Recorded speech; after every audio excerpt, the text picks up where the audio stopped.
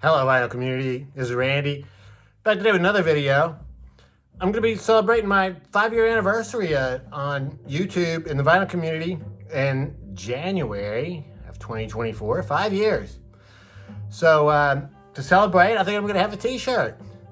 Yeah, I think a lot of channels now have T-shirts and stuff. Well, a lot of people are producing music and stuff like that, which is really cool. But I can't produce any music. But I can have a T-shirt. So. Yeah, 5-year anniversary T-shirt. So let me know what you think about this. My idea for it right now, let me know what you think about this idea. I'm open to suggestions. Is I'm gonna have a white T-shirt with some lettering on it. It's gonna be white letters. It'll just say Randall Weaver. So white T-shirt with white letters saying Randall Weaver. So yeah, I'll probably try to get those in all sizes. Let me know what you think about that idea, and I'll try to let you know what the cost is going to be on that as soon as possible. And yeah, very exciting. 5 years. I want to tell you about a really pleasant Discogs experience I had. I got this record from a Discogs vendor. I had ordered it, and he sent me a message the next day or sometime soon after. So I'd ordered this. I'd actually just well, actually, this was not the record that I ordered. I'll tell you the whole story here. I was ordering several records, and I ordered a record by Brenda Lee, because I've seen some stuff about her lately. Richard Riley did a very cool video about her, and yeah, it's really good. So I'd sort of thrown that record in at the end. Well, he sent me a message telling me he didn't have that one. It was only a single.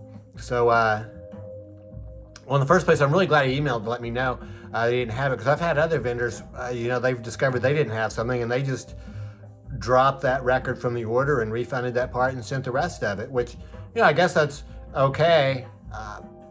But, there's a chance that maybe that one record they didn't have was really the main one I was ordering from them, and the others were records that were thrown in. So, I would suggest, if you're a Discogs vendor, if you don't have something, let the person know that you don't have the entire order before shipping it. Anyway, so I emailed back to the guy. I went to his Discogs store, and I saw that he had several other Brenda Lee records. So I told him, if he could just throw in a different Brenda Lee record for this $1.85 for the same price, that would be just as good, because I didn't have any Brenda Lee at all. So yeah, the record I had ordered originally, though, was I'm Sorry. So anyway, I just thought it was cool if the guy emailed me, sent me that message. He said, I'm sorry. He didn't say I'm sorry. He said, I am sorry. It would have been really great, though. And I realized this a little bit later, and I emailed him back again. And I told him, it would have been really great if he had said, I'm sorry, so sorry. Because that's the way the Brenda Lee song starts. So anyway, full number one is the record that he sent me in place of it. And then the really cool part about it, though, is he sent me 2 more records. Castles in the Sand and Big 4 Poster Bed by Brenda Lee. And this promo copy, Find Yourself Another Puppet. Oh, both sides are Find Yourself Another Puppet. Oh, cool. It's mono and stereo versions of Find Yourself Another Puppet. So I thought that was really cool in the first place, that they just let me know they didn't have the record, and then they threw the other ones in there. I got some other records over the last part of October 2023, so I'm going to show those to you. I got a CD in the mail just a couple days ago. This is Dave's pick, number 48. Dave Lemieux, as the Grateful Dead archivist, and 4 times a year the Grateful Dead release a show from sometime in their history. This show was recorded on November 20th, 1971 at Pauley Pavilion there at UCLA. As has become a tradition, sort of a tradition here, I think, among these releases that are from UCLA, Bill Walton, basketball player Bill Walton, wrote these liner notes for it. Very cool. Bill Walton, the owner of the greatest outlet pass in basketball history, I think. Hall of Fame player. Won a championship with Portland. Went on to play with Boston and Clippers, I think. So, cool booklet here. So, he was there. He started at UCLA in fall of 70, so he was a sophomore there in November of 71 when they played this show. So it's a very good show. This also has a couple of clippings on the inside. And once again, they've done that thing where this story here, Grateful Dead, this review is just entirely negative. The guy really didn't like it, which, I think is really very realistic, because I remember back when I used to go to see the Grateful Dead, and I would, maybe meet somebody new or be talking to somebody about music, and it's very interesting here in the vinyl community. You don't, I never hear anything negative about the Grateful Dead, which I think is nice. I think even vinyl community mostly keeps things pretty positive for the most part. So if you don't like a band or a record, you're probably just not going to talk about it a whole lot, not dwell on it anyway. But I'll tell you, back when they were playing, I would meet people and tell them I was a Grateful Dead fan. It was about 50-50, I think. A lot of people didn't have any opinion at all. But of those who did have an opinion, I think it was about 50-50 for those who said, I'll be grateful when they're dead. So they weren't big Grateful Dead fans. It's a cool picture of Bobby on the back of this. This show from 11:20 at Poly Pavilion, Pigpen is not there. Keyboardist Pigpen is not there. He had a lot of health issues in the last couple of years of the Grateful Dead's existence. They do have new keyboardist Keith Godshaw is playing guitar on this record. Donna Jean has not joined him yet at this point. It's a good, solid show. I would tell you that, definitely the highlight of this is starting on disc 2, Truckin' Drums, and the other one. The other one is a fantastic version of that song. Disc 3 is from an entirely different show.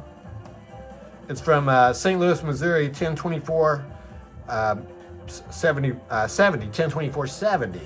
So Pigpen was there for that show, and this the part of the show that they've included here really features him very prominently. He does It Hurts Me Too, Good Lovin', and Turn On Your Love Light. Turn On Your Love Light is sort of like the signature Pigpen song, and it can go on for 20 or 25 minutes. And if you've heard a lot of tapes from '69, sometimes it can maybe get to be a little bit old, but when you hear it every once in a while, it's actually pretty good. He goes into these long raps on it, and just sort of talking and stuff. So I'm going to play for you right now just about 25 seconds of just a short clip from Turn On Your Love Light from this show. So I am going to do that. Let's see. Yeah, I got it. I think I got it all queued up perfectly here. So we're just going to hear about 15 or 20 seconds. I'm going to tell you everything, but I just tell you taste. And one reason that you makes me feel so good. You make me feel so fine. My, yes you do. 'Cause she got box back there, big big and oversized, working undercover with a pow. She got to be my rider. She got to be my soul. Yeah, so that's it. Just wanted to play that short clip for you because he goes into all kinds of raps, depending on the show. But that's one of the standard ones he uses quite often. In case you just couldn't quite understand that part at the end, I looked it up so that I could tell what he's saying. Usually that part there where he's sort of rapping, and then he goes into that main part where he says, because she's got box back nitties, great big noble thighs, working undercover with a boar's head eye. So it sounds much cooler the way he sings it or raps it. But yeah, I guess that's a good reason, to be in love with this woman. She's got box back nitties. And I'll let you look up for yourself what box back nitties are. But yeah, that's one of my favorite lines. Got some vinyl records. I ordered this record from Sean's Discogs store. What is the name of this album? Yeah, it's just called White Fence. It's self-titled. It's got some other writing on the front here, but that's just the album cover. But this is the first White Fence album. White Fence is really mostly just one guy named, what is his name? Of course, I can't find it now. But White Fence is really basically one guy. I guess he gets a band together whenever he goes on tour. It comes with this insert. Artwork there. Artwork on the other side. Picture of the guy, and then the words. White Fence. This is a really good record. This is from, I think this is about from 2000 or so. And I already had a couple other White Fence records, but those were later in his career. This is really my favorite one so far. So this has a lot of songs on it. Well, 16 songs, but the first few are really short, and they're really all quite different from each other. It has a lot of different sounds, kind of like indie rock. But I tell you, this is on Make a Mess Records, and yeah, it has a lot of different sounds on here. But I tell you, a couple of the songs sound like early Pink Floyd. To me anyway, remind me of early Pink Floyd with Syd Barrett years, which one or two songs on the other White Fence records I had did too. But I tell you what was really interesting was later on the album, another song reminded me of David Gilmour era Pink Floyd. So I didn't write down the names of those songs, so I can't tell you which ones they are. But yeah, it's a really cool album with some shorter songs. Mostly, I think you would call it lo-fi indie rock. Yeah, White Fence, really good. I ordered that record from Sean. He threw this one in for free. He said he thought this would be something that I would like, and yeah, he's right. This is really good. This is a band called The Lilies. I think it is called The Lilies. I mean, I would spell Lilies Lillies. So I wonder if maybe it's like Lillis. Lillis? The Three-Way is the name of the album. This is another one of those bands where it's mostly really one guy, Kurt Heasley, who is from DC. I assume that's Kurt up there at the top. It's interesting. They list the band members down here. So they list 5 band members. They list 5 band members, but then they only have pictures of like 3 people there. I mean, I guess there's sort of a shadowy figure back here. I mean, this is all the same guy up here. This is really cool. I was reading a little bit about them online. They started out as a, was it Dream Pop or shoegaze type band from DC, and sort of evolved over the years. And they got to, this record is almost more like a 60s mod thing from England. So it sounds really cool. I just liked it really right off the bat. The very first song, really cool. I tell you, I'm sort of having trouble getting a really good grip on this record because the songs sort of, they're not really, just nothing really sets them apart. But they're all really good. I mean, I enjoy them and everything. So I'm going to continue to listen to it. And I found like with that White Fence album, the more I listen to it, the more I get into the songs. Each one is actually really quite good. And just takes a couple listens. So I'm going to listen to this one some more. So The Lilies, The Three-Way, I think that came out in 98 or something. This is a Sunday's reissue. I guess originally it came out on Sire Records. This is Sunday's reissue. I got a record from Noble Records. This is a Noble Records exclusive reissue. Zipper.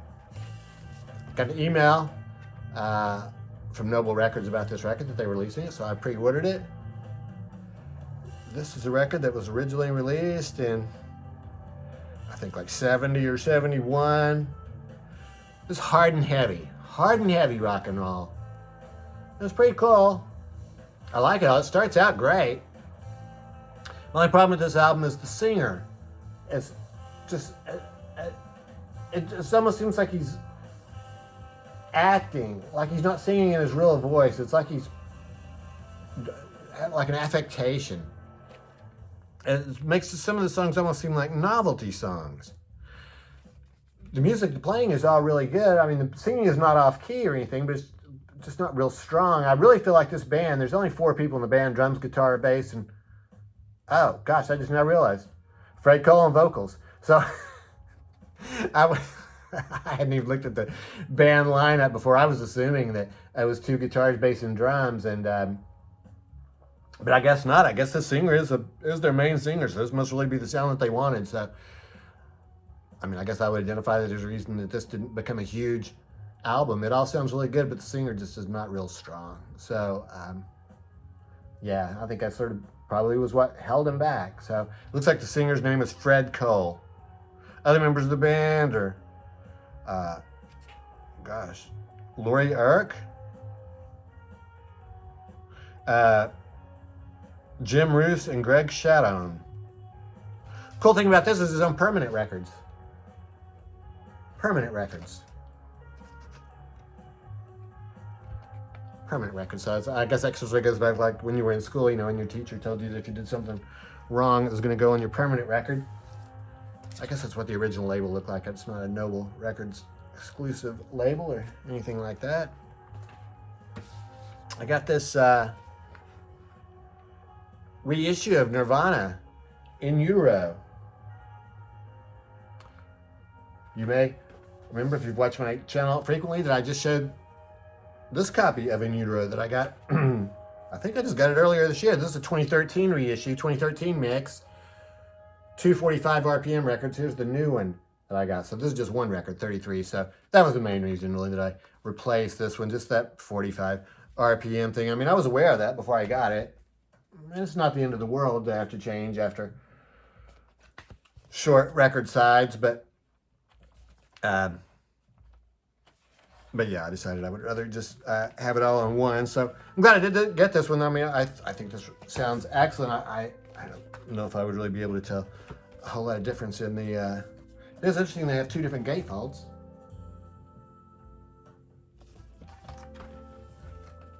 And actually the back of the record is different too. The covers are all quite different. Nirvana, In Utero. Fantastic album. Nirvana is a band that I've really only started getting into here in the past year or two. It's kind of like with Green Day. I wasn't listening to them when they came out. I'm not sure why. I think I was probably listening to something else. So, good thing about that is it's all new to me now. Well, this isn't new because I got it earlier this year, but still fairly new seeming. This is the insert that came with this new version. That 2013 version didn't have an insert. And the really cool thing about ordering this one, this is probably the thing that really convinced me to get it. Here's what the record itself looks like. The thing that really made me want to get it is this 10-inch record that came with it. So this has some songs that were B-sides of singles or were on like European editions of their albums. This very first song, Gallons of Rubbing Alcohol Flow Through the Strip. And that might be my favorite Nirvana song that I've heard. That was really excellent. So, this is really cool. Very cool label on this one too, Nirvana label. So yeah, I was glad to get that with that 10-inch EP. And the last record I have to show you today is another one I ordered from Sean. Silver Apples, Contact. This is their second album. I got their first album because it was in that book, 100 Psychedelic Albums That You Need to Own or something like that. So this is their second one. When I got this one, I kind of questioned why I got it because I didn't necessarily like that first one all that much. It's okay, but they don't play guitars. They have, it's a singer and another guy who plays just one sort of like a synthesizer type instrument that he invented himself, which I don't see on here what it is that he calls it. This also has a little bit of different music on it though. Some of it almost sounds like it has a banjo in it. Oh, well, I guess it does have a banjo because I see the guy holding one down there. And I guess this cover was a little bit controversial because, I guess because of the back of it, it shows a plane crash, where the plane crashed on the back. I think it's an extremely cool cover. Actually, I like this one better than the first album. I found myself listening to this a lot. It is kind of different because, like I say, it's not guitar, bass, and drums. It's most of that other kind of instrumentation, some strange sounds. But yeah, really, it actually turns out to be really pretty good. So this is a Jackpot Records reissue. Look at this cool sleeve showing the tape box on this awesome looking blue vinyl. Yep. That's it. So those are the records I picked up in the last part of October 2023. So, yeah, let me know what you think about those. Let me know what you think about the t-shirt idea, too. I'm going to, I guess I'll have to contact some vendors and see what kind of a deal I can get on those. And, yeah, I guess that's it. Let me know what you think about these records. And I hope everybody's doing well. Thanks for watching.